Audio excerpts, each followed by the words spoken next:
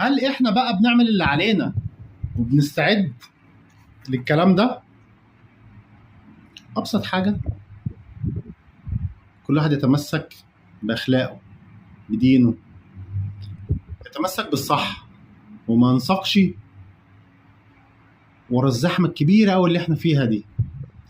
احنا بقينا في تسارع زمان. اليوم مش مكفي حاجه، اليوم مش لاحقين نعمل فيه حاجه، في تشتت. ليه انت تمسك التليفون تقعد تفرد عدى ساعتين ثلاثه، ايه ده؟ عدوا امتى؟ هل نزعت البركه من الوقت، من المعيشه، من اكلنا، شربنا، عيشتنا، وقتنا، صحتنا؟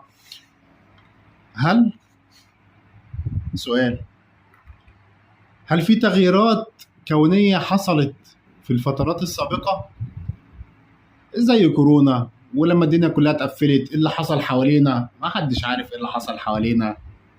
ما احنا كلنا كنا قاعدين في البيوت، زي ما الامام علي قال لنا ايه: ياتي زمان على الناس قبورهم بيوتهم.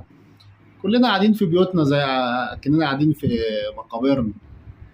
كل حاجة موجود لها أساس، وإيه اللي هيحصل وإيه اللي حصل.